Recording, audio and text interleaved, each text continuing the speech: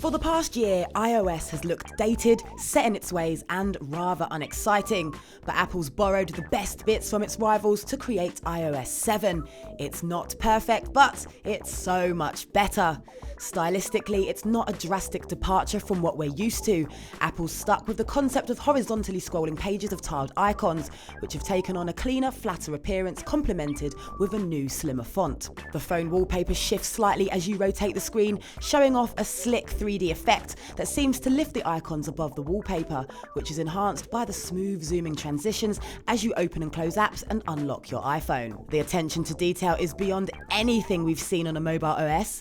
The animation for downloading apps, for example, is a cool timer wheel, and the camera app blurs the screen and zooms back into place when you hit the home button. Swiping up from the bottom of the screen brings up a very cool looking frosted glass Android-esque control center for quick access to the most regularly used settings, and finally, brightness settings. A downward swipe at the top of the screen reveals the nifty search bar, while pulling down from the top of the screen reveals the customizable notification panel, complete with colored icons and bigger text. But the Today pane isn't the Google Now rivaling selection of automatically gathered information we were hoping for. However, it does get a little more useful and intelligent the more you use it. Siri's been given a wavy makeover too, and now pulls in info from Twitter and Wikipedia, as well as letting you adjust settings.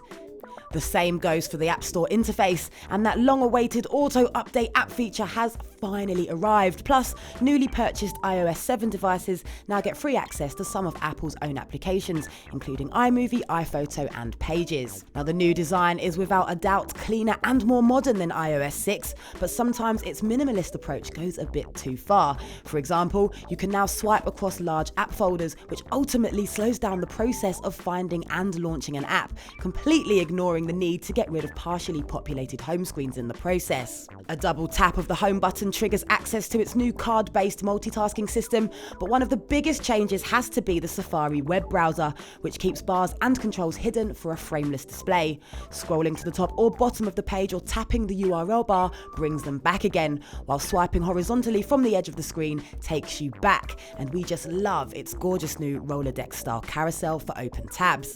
In terms of features, AirDrop is one of the biggest.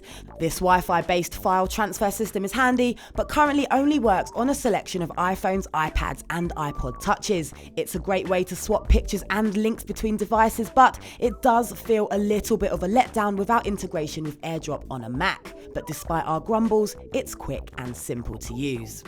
Then there's the camera app, which is good. So good, in fact, it will feel like it's giving your old phone a new lease of life.